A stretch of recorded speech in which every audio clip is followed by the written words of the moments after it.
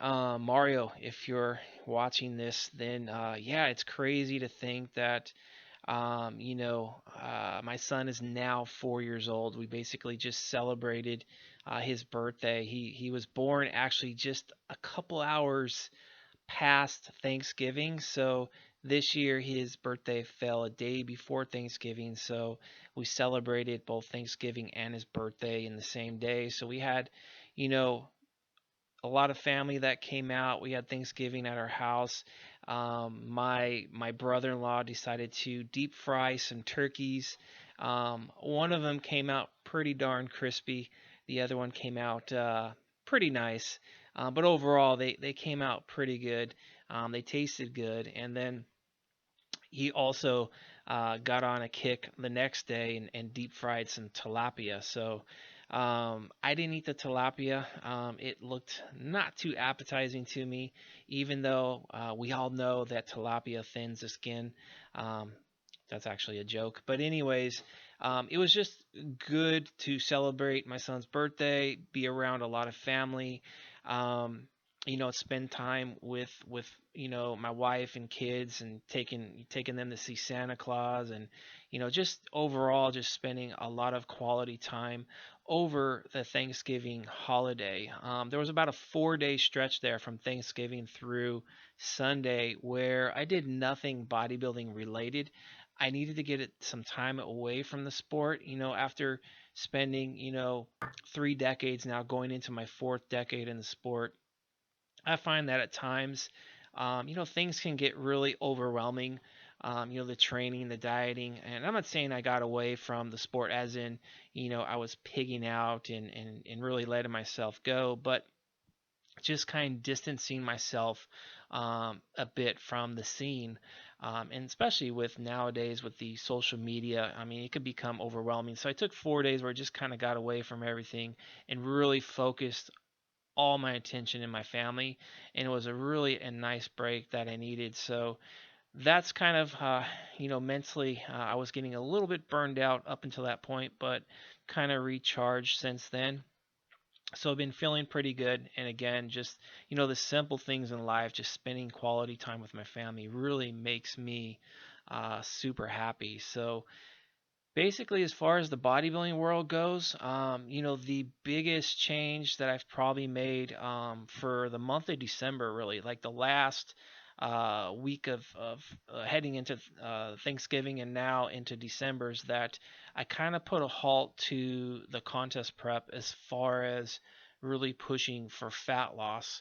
Um, I just felt like that my legs really weren't or aren't where I would like them to be, just because of the lower back strain I suffered at the end of September. I wasn't able to really train my legs the way I would have liked through the month of October. Obviously, trying to nurse that lower back, and then getting the lifts kind of back, my squats and my deadlifts back in there, and get those worked up to where they can actually bring my legs back to life. So I just figured that what, trying to diet and get my performance up, it can be done. Don't get me wrong, but I just feel like it would definitely be fast tracked if I just stopped trying to diet and get myself out of a deficit. So basically, from like I said, right around the Thanksgiving time. And now up to this point and through the rest of December, I'm going to be keeping, my calories basically at maintenance, trying to keep my body weight basically stable. So not really trying to lose weight, but again, not trying to gain weight, just staying kind of, right around the 191 to 193 mark, which I've been hovering the last couple weeks. And since I've kind of boosted my calories, basically I boosted them right around about 350 calories a day, and I eliminated all my cardio. Obviously, more food, less cardio. There's more energy available now to go into my training. So I've really been trying to focus on getting my lifts up. All the lifts up. I would like to, obviously get up higher, but particularly the squats and the deadlifts, because those are the bread and butter movements where I know if I'm moving decent loads there with good form, that my legs are going to respond pretty well, and I'm going to regain the fullness that I kind of lost, which I could already tell over the last 2 weeks. They've gotten a little bit fuller, especially my quads. My quads was the one body part on the lower on my legs, I should say, that was really kind of suffering a little bit. So I think by the time I get through December, I should be in a really great place again. I think my legs will look more the part, and then I could dive to fat loss in the month of January. And of course, the game plan that I was running, where I was kind of dieting for a month, then going to maintenance for a month, and then dieting for a month, and so on, kind of rinsing and repeating that. Obviously, it got sidetracked because of that injury, so now it's not that I'm behind schedule, but January I'll definitely have to probably, go away from that on-off switch, and be more, go more towards a traditional type prep where, we're just digging for fat loss the majority of the time. So, of course, I'll take my diet breaks, and I'll take my refeeds, just periodize my diet, so I'm ensuring that my performance stays up, ensuring that energy levels don't get zapped all the time, and to ensure that I'm retaining as much muscle as I possibly can. So that's kind of the game plan overall right now. Again, just December kind of, staying at maintenance as far as my body weight, really trying to get my squats and deadlifts worked up. And then January we start digging to fat loss. And on the training side of things, I've gone back to a 4-day split. I was running a 3-day split while I was nursing that injury, and also while dealing with some life stressors that I was under. So training 3 days a week really kind of kept my stress levels at bay, kept my recovery in check. So I was able to kind of work my way through that time by training a little bit less. But now that life is going pretty well for me, there's no big major stressors, I should say, that are going on. So I've gone back to a 4-day split, upper lower, upper lower. The first couple of workouts is geared now more towards lifting a bit heavier, so the rep ranges are a little bit lower. So I'm trying to, see if I can, pick up some strength in those lower rep ranges, which will have a nice carryover effect for the higher rep ranges that are run in the back half of the week. So the lower rep ranges, on squats, deadlifts, they're right around the 4 to 6 rep range. As far as my upper body, like bench pressing, I threw that out. I've gone to dumbbells now. And right now, I'm kind of just hitting on my heavy days like 5 reps with 95 pounds, just because I can't really progress too well on dumbbells. Like going from 95 to 100-pound dumbbell, it's just not realistic for me. I'd probably be hitting 5 with 95s, but if I was to try to do 100, I might only get maybe 2 or 3 reps, and that's just kind of not very efficient. So probably, what I've been doing, I should say, is just with the 95s. What I did this past week was I hit 4 sets of 5, then I threw in a fifth set and got 3 reps. So I just added a little bit of volume that route, just by adding in a set and getting a few more reps. But yeah, just in general, like I said, squats, deadlifts, 4 to 6 rep range. Some of the other movements, it's like for my heavy days, it's 6 to 8, and then for the higher rep ranges, we're looking at 8 to 12s in general, and then some movements I do 12 to 15s. So that's basically how I've been kind of running things. My sets is usually 3 sets per movement, but on occasion, like I was saying, I might crank it up to 4 or 5. And then again, that's based on kind of how I'm feeling. If I feel pretty spunky in a given workout, I'll push a little bit more.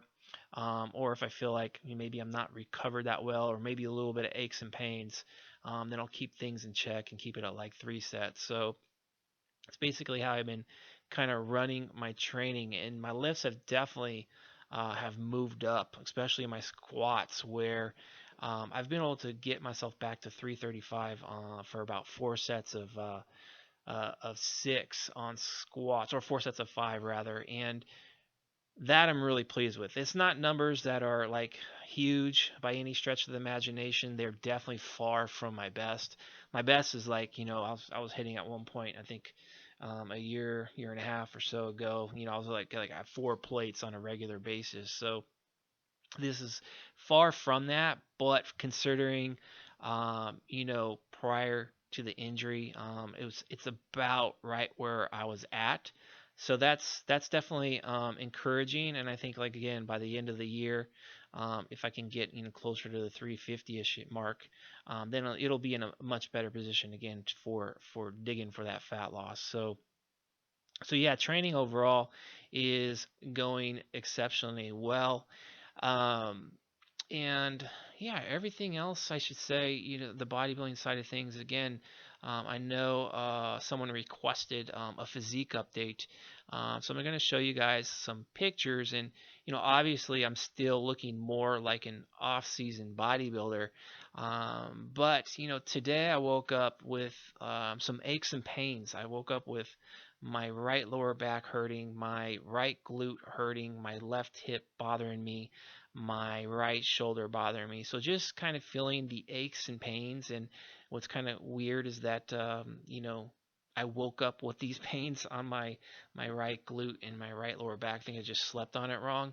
But I think just you know the over the 3 decades I've been training, wear and tear catches up to you. And I would say that I'm probably walking around in pain more than I have ever have over the past 3 decades, and I think it's just accumulation of training over the years that my body is just showing the wear and tear. And it's definitely um, it definitely sucks, because you're in pain, but at the same time, it doesn't suck because I know that hard ass work that I've put in over the years is built, what I'm seeing now in these photos. And even though again I'm on the fluffier side, I can really look at those photos and really appreciate, what I've done over the 3 decades. And I'm far from done. I'm still motivated to improve. I did send over a text this morning to Alberto saying, "Hey man, these are the shows that I'm wanting to do. Are you in? And if you're in, let's do it. Let's sign up and let's get this rolling." So I'm still excited and motivated to compete, to bring my best package to date. And if I place well, that's great. If I don't, I'm fine with it as long as I bring my best. And more importantly, just being able to have those experiences where I can share the stage with Alberto and potentially maybe my brother, down the road when he decides to come back and compete again, just and possibly Eric and Brad again, and just those experiences, definitely it's worth these little aches and pains that I feel on a daily basis. So until these aches and pains kind of get the best of me, I'm just gonna keep plugging away. And if there's one thing I can kind of say to maybe some of the younger guys and gals that maybe um, don't have 3 decades of training under your belt, because I could recall a time when I was in my early days, in my teens and in my 20s, and even into my 30s, where I just felt invincible. And it was go hard, go home, and really trying to do more than maybe I should be doing, because I just didn't have um, none of these little indicators to tell me, hey man, you need to be a little bit more conservative and back off. So I just say, if I could go back in time and talk to myself, my 20-year-old self, would be to, hey, make sure that you're training intelligently, making sure that you're not pushing too hard. It's kind of like a car. If you push a car too hard and you redline that car too often, you're really going to break that motor. So I think now I'm understanding the importance of learning how to pace myself. So that can be something to really think about as a younger lifter. So other than that, guys, I'm going to leave it here, and we'll definitely talk more with the next vlog.